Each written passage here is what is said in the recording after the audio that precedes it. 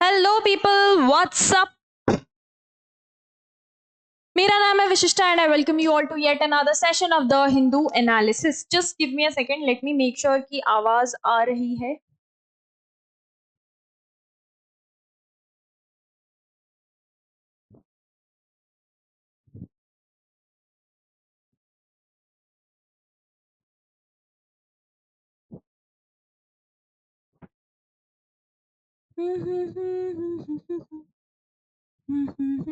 Right.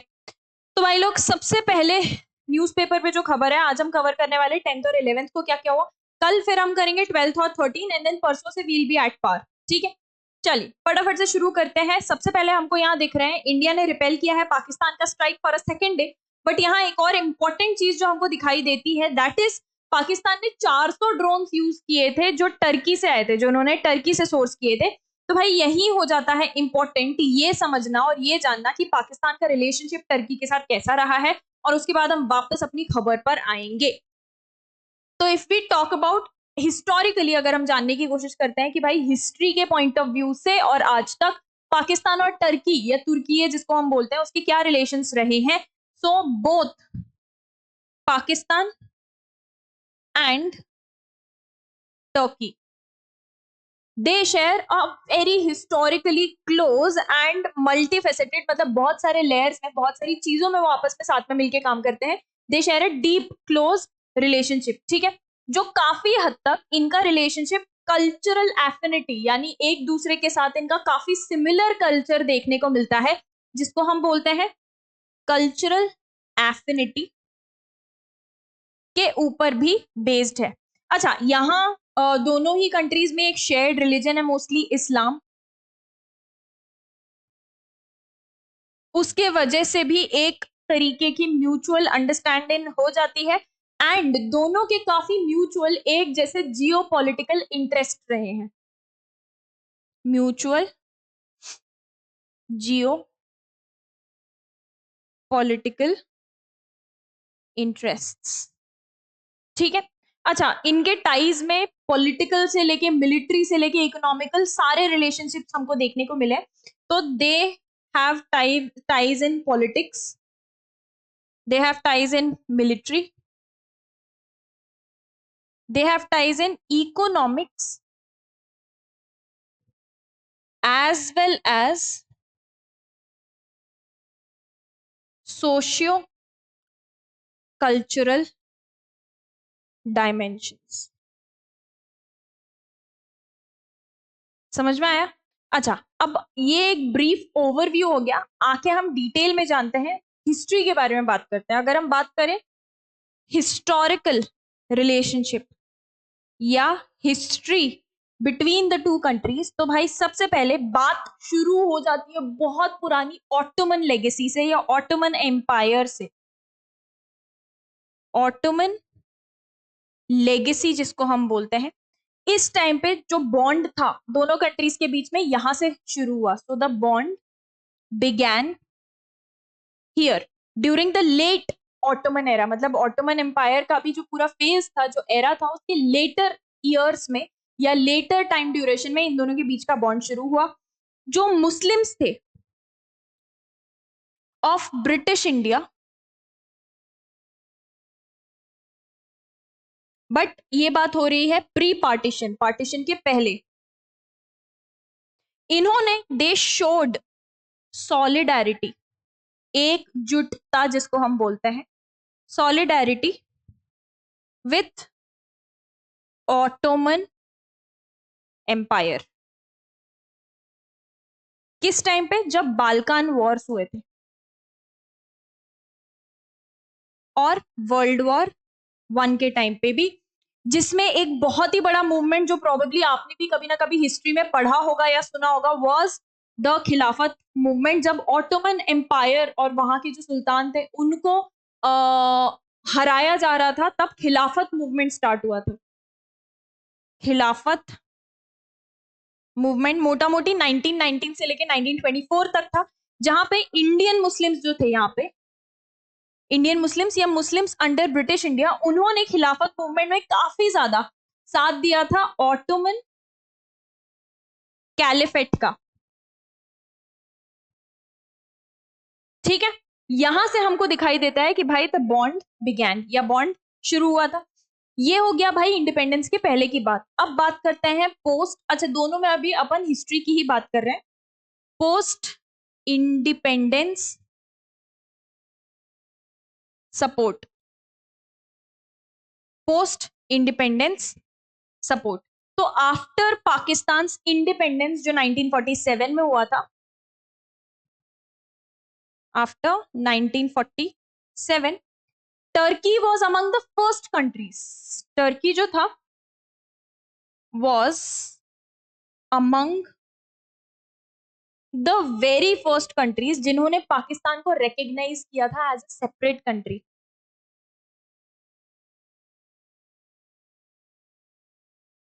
To give recognition to, या recognize Pakistan. तब से ही दोनों कंट्रीज आपस को भाई भाई बोलते हैं और एक दूसरे के लिए ब्रदरली नेशंस कहलाते हैं।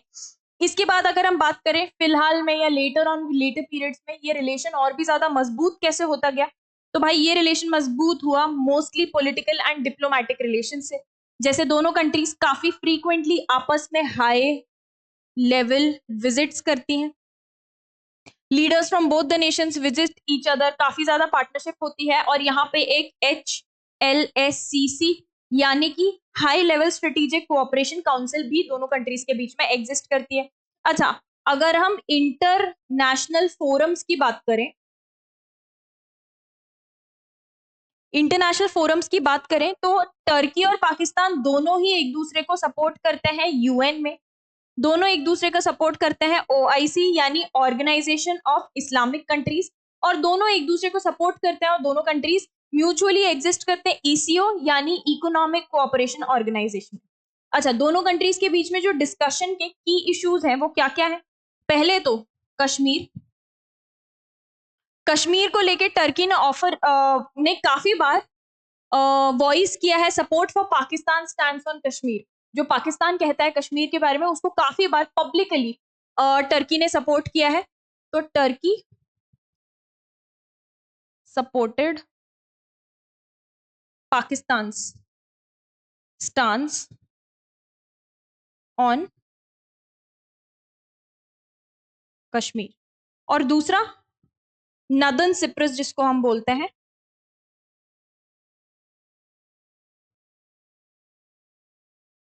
हिस्टोरिकली पाकिस्तान ने सपोर्ट किया है टर्की का जो पोजीशन है इन नदन सिप्रस। तो ये कश्मीर वाला इशू पाकिस्तान का है जिसमें टर्की ने पाकिस्तान को सपोर्ट किया है। नदन सिप्रस वाला इशू टर्की का है जिसमें पाकिस्तान ने टर्की को सपोर्ट शो किया है काफी बार। इसके अलावा अगर हम बात करें, अभी तक तो पॉलिटिक्स की बात करें, मिलिट्री एंड डिफेंस कोऑपरेशन की अगर हम बात करें, मिलिट्री एंड डिफेंस कोऑपरेशन की अगर हम बात करते हैं तो काफी सारी joint military exercises and training दोनों कंट्रीज एक साथ में कंडक्ट करती हैं। Joint military training and exercise, ठीक है। For example आतातुर्क and the Jinnah series, इस तरीके की जॉइंट मिलिट्री ट्रेनिंग एक्सरसाइजेस दोनों कंट्रीज आपस में कंडक्ट करती हैं। इसके अलावा बहुत बड़े लेवल पे ट्रेड एग्जिस्ट करता है in relation to defence between both the countries. तो पाकिस्तान ने परचेज किया है टर्की मेड मिलिट्री इक्विपमेंट जैसे कि कॉर्वेट, जो एक तरीके की शिप्स होती हैं, ड्रोन्स एंड APCs, ठीक है। इसके अलावा टर्की का जो एरोस्पेस है और पाकिस्तान का जो एरोनॉटिकल कॉम्प्लेक्स है, ये काफी बार दे कोलैबोरेट, बेसिकली दोनों का एक तरीके से air force they collaborate on projects like T-12, T-129, ATA के हेलीकॉप्टर एक्सरसाइज, इस तरीके के बहुत सारे प्रोजेक्ट्स पे कोऑर्डिनेट करते रहते हैं। अच्छा, टर्की का बहुत बड़ा हाथ है पाकिस्तान की नेवल बेस और पाकिस्तान की नेवल फ्लीट को एक्सट्रीमली स्ट्रांग बनाने में। टर्की ने काफी बड़े लेवल पे मॉडर्नाइज किया है पाकिस्तान की नेवल फ्लीट को, और बहुत बार अपग्रेड्स भी प्रोवाइड किए हैं इनकी नेवल फ्लीट को, ठीक है। So this is the entire relationship between Pakistan and Turkey. अब वापस आ जाते हैं यहाँ, बात किस चीज के ऊपर चल रही थी? बात हो रही थी इंडिया ने रिपेल किया है पाकिस्तान के स्ट्राइक्स, जो 1000 से भी ज्यादा ड्रोन्स पाकिस्तान ने भेजे थे, हमने रिपेल किए हैं काफी सक्सेसफुली।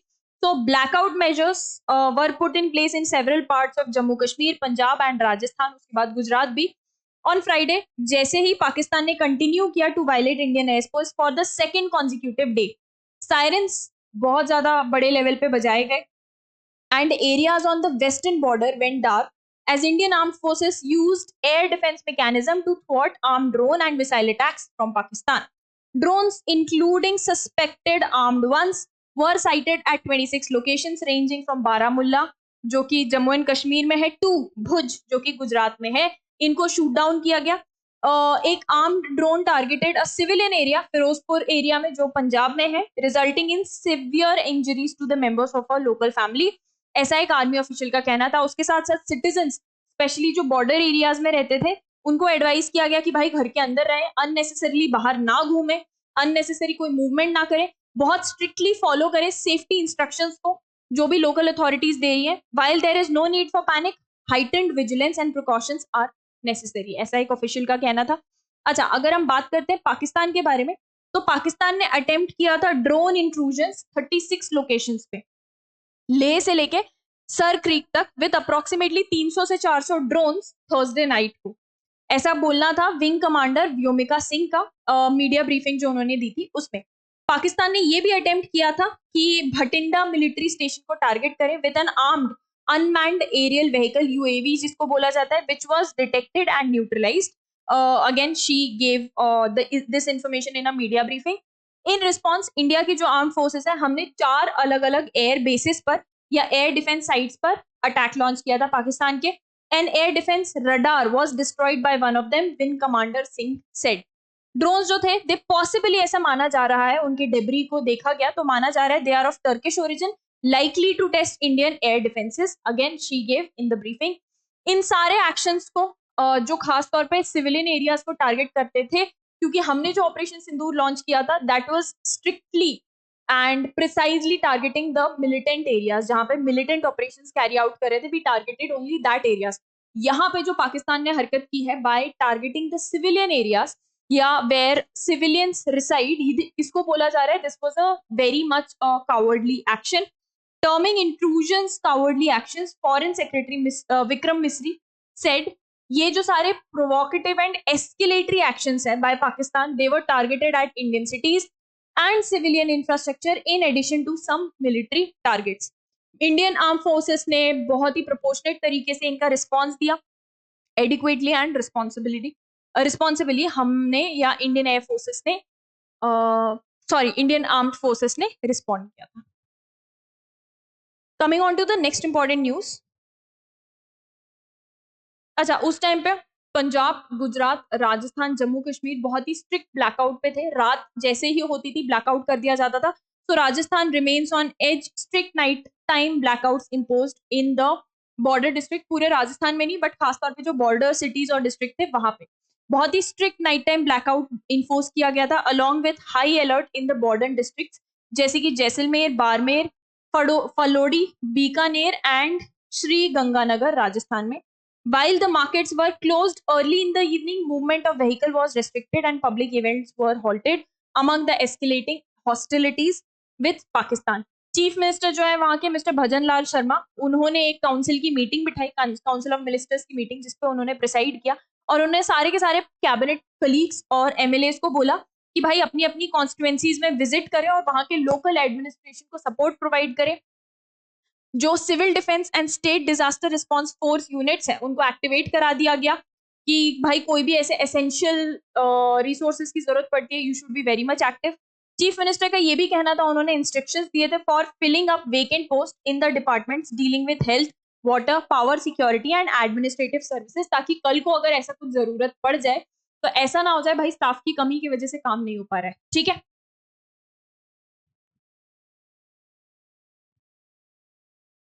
अच्छा, इसी के साथ साथ महाराष्ट्र गवर्नमेंट ने डिसाइड किया था in keeping up with whatever was happening कि हर एक डिस्ट्रिक्ट में एक वॉर रूम बनाया जाएगा. So the Maharashtra government on Friday cancelled the leaves of all senior government officials, particularly health department से और disaster management department से, in view of the security alert जो स्टेट में लागू किया गया था. भाई मुंबई बॉम्ब ब्लास्ट ऑलरेडी जो हो चुका है 26/11, उसकी वजह से स्टेट पूरा का पूरा काफी हाई अलर्ट पे था. चीफ मिनिस्टर देवेंद्र फडणवीस का और डेप्यूटी सीएम एकनाथ शिंदे, उन्होंने एक रिव्यू मीटिंग की सारे के सारे टॉप ऑफिशियल्स के साथ और उनको ये बोला कि एक वॉर रूम प्रिपेयर करो और कंडक्ट करो मॉक ड्रिल्स हर एक डिस्ट्रिक्ट में. एक साइबर ऑडिट भी किया गया सारे की सारी की गवर्नमेंट इंफ्रास्ट्रक्चर का कि कहीं साइबर अटैक ना हो जाए और कंपनीज का, इसको भी ऑर्डर किया गया. एंड बाकायदा ब्लैकआउट प्रिपरेशंस किए गए, कोस्टल सिक्योरिटी मेजर्स लिए गए और जो भी सर्विलियंस वगैरह था उन सबको एकदम कड़े से कड़ा किया गया. Okay, coming on to the next newspaper. Finally Pakistan और इंडिया के बीच में एक पीस डील स्ट्राइक की गई, बट जैसे कि हमको एक्सपेक्टेड था. I don't think anyone thought कि भाई एक बार में पाकिस्तान कभी बाज आने वाला है या मानने वाला है. तो जैसा we all expected already ceasefire होते ही मेरे ख्याल से 1 घंटे भी नहीं हो पाया था and Pakistan already violated that cease fire और उसके बाद वापस से हमको एक और सीज फायर का डिक्लेरेशन कराना पड़ा. So after 3 days of intense military hostilities, India and Pakistan have reached understanding about stopping the military action and firing. ऐसा ब्रीफिंग में बोला गया था by our external affairs minister S Jaishankar. अच्छा, ऑफिशियल सोर्सेस का ये कहना था कि ये जो डिसीजन लिया गया है ये टॉप मिलिट्री एक्शंस को स्टॉप करने का ये दोनों कंट्रीज ने आपस में साथ में लेके मिलके लिया था. ऐसा माना जा रहा है, ब्रीफिंग में ये बोला गया था कि पाकिस्तान के डीजीएमओ यानी कि director general of military operations ने कांटेक्ट किया था इंडिया के डीजीएमओ यानी इंडिया के director general of military operations को और अल्टीमेटली इन दोनों के बीच में कांटेक्ट होने के बाद whatever cease fire agreement was reached and that initiation of this understanding would not affect the recent punitive decisions जो भी इंडिया ने लिए हैं targeting Pakistan after the deadly terrorist attack of Pahalgam on 22 April. However जो भी क्रॉस बॉर्डर फायरिंग चल रही थी आपस में की जा रही थी जिससे काफी सिविलियंस की भी डेथ हुई है, इनको रोकने का फाइनली सीज फायर करने का अग्रीमेंट किया गया. एक्सप्लोजन्स हर्ड ऐसा ट्वीट किया था उमर अब्दुल्ला जो जम्मू एंड कश्मीर के चीफ मिनिस्टर हैं, उनके ट्वीट में लिखा था what the hell just happened to the ceasefire. Because जैसे ही सीज फायर हुआ उसके कुछ मिनटों के अंदर या कुछ आधे घंटे के अंदर ही एक्सप्लोजन्स की आवाज आई. एक्सप्लोजन्स हर्ड अक्रॉस श्रीनगर ऐसा उनका कहना था. He tweeted eight 8:53 PM. There is no ceasefire. The air defense units in the middle of Srinagar just opened up. He tweeted again. In a late night press meeting, Foreign Secretary Vikram Misri उनका यही कहना था कि पाकिस्तान ने commit किया था repeated violations of the ceasefire of the understanding on Saturday and adding that the Indian armed forces were given instructions to deal strongly. भाई सामने से अगर अटैक आ रहा है तो हम ऐसे बैठे तो रह नहीं जाएंगे ना कि सीज फायर सामने वाला अग्री नहीं कर रहा और हम बैठे रहे कि हाँ हाँ भाई सीज फायर है. तो इंडियन आर्म्ड फोर्सेस को भी बोला गया कि भाई सामने से आ रहा है तो you also deal with it very much strongly. We call upon Pakistan to take appropriate steps to address these violations and deal with the situation with seriousness and responsibility. Earlier, Mr. Jaishankar said India and Pakistan have today worked out an understanding on stoppage of firing and military action. India ने consistently maintain किया एक firm और uncompromising position कि भाई terrorism के लिए zero tolerance है in all forms and manifestations. It will continue. अगर आगे जाकर भी इंडिया ने ऑलरेडी ये डिक्लेयर कर दिया था कि अगर कोई भी इस तरीके का टेररिस्ट एक्टिविटी या एक्ट अब इंडिया के अगेंस्ट कंडक्ट किया जाता है we will consider it an act of war. हमने सीधा सीधा पाकिस्तान को बोल दिया था कि भाई हम इस पचड़े में पड़ ही नहीं रहे. जो तुम बोल रहे हो ना कि भाई ये आए थे टेररिस्ट अटैक हुआ था, हम भी निंदा करते हैं, कड़ी निंदा करते हैं. ये जो तुम फालतू बकवास करते हो ना ठीक है अपने पास रखो. नहीं मानना तुमको तुमहारे यहाँ से आए थे, नहीं मानना तुमको तुम ही पनाह देते हो, नहीं मानना तुमको ओसामा बिन लादेन तक वही मिला था, कोई बात नहीं मत मानो. लेकिन हम सीधा सीधा बोल रहे हैं जब फुर्सत में शांति में रियलिटी हिट करे तब मान लेना कि आगे से कोई भी act of terrorism in India या अगेंस्ट इंडिया इसको हम एक्ट ऑफ वॉर कंसिडर करेंगे अगेंस्ट द कंट्री. और एक्ट ऑफ वॉर कंसिडर करना मतलब no holds barred, full fledged attack हम पाकिस्तान पे उसके ऊपर उसके बाद लॉन्च कर सकते हैं. तो this India has given in the official statement. इसके पहले मिस्टर एस, अच्छा हाँ, the director general of military operations Pakistan के जो थे, उन्होंने कॉल किया director general of military operations of India at 15:35 hours, दोपहर के 3:30 बजे. It was agreed between both the sides कि दोनों ही साइड्स फायरिंग स्टॉप कर देंगी और मिलिट्री एक्शन एक दूसरे के लैंड और एयर दोनों पे जो किया जा रहा था as well as sea with effect from 1700 hours, मतलब कि 5 बजे से today. Instructions have been given on both sides to give effect to the understanding. Okay,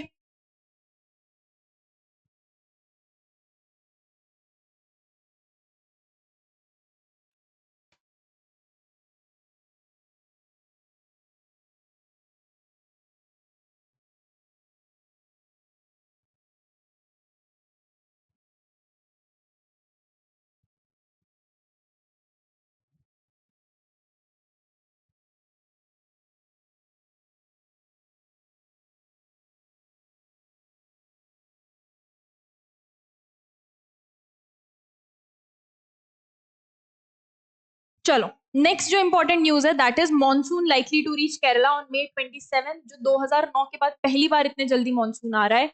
आइए इसके पीछे का रीजन जानते हैं.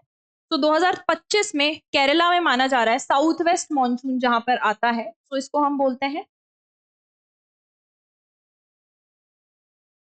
South west monsoon. तो ये जो साउथ वेस्ट मॉनसून है जो इस बार केरला में आ रहा है, एंटिसिपेट किया जा रहा है May 27 के अराउंड ये आएगा.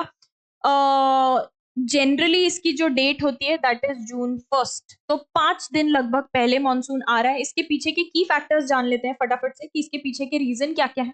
पहला की फैक्टर है जो साइक्लोन रिमाल आया था, if you remember. These are the reasons. Cyclone Remal Remal, it's a proper noun, जो भी प्रोनाउंसिएशन आपको करना हो. The formation of cyclone Remal over the Bay of Bengal played a pivotal role, a very important role in accelerating monsoon's arrival. तो ये आया था बे of Bengal में. जनरली मोस्टली सारे साइक्लोन्स वहीं पर आते हैं. इसके वजह से मॉनसून का फ्लो काफी ज्यादा फास्ट हो गया, काफी ज्यादा बढ़ गया, और मॉइस्चर बहुत ज्यादा विंड में जो जितना जनरली मॉइस्चर जून तक इकट्ठा होता था वो पहले ही इकट्ठा हो गया. पहला रीजन ये हो गया. दूसरा, प्री मॉनसून रेनफॉल पैटर्न्स. ठीक है, तो केरला ने एक्सपीरियंस किया एक बहुत ही सिग्निफिकेंट प्री मॉनसून रेनफॉल अप्रैल में, अप्रैल 2025 में ही, जिसमें ऑलमोस्ट 60.4% ज्यादा रेनफॉल हो गई. जो बाकी सारे सालों के आप अप्रैल महीने से कंपेयर करते हैं तो 60% ज्यादा रेनफॉल देखने को मिली. तीसरा, क्लाइमेट इंडिकेटर्स,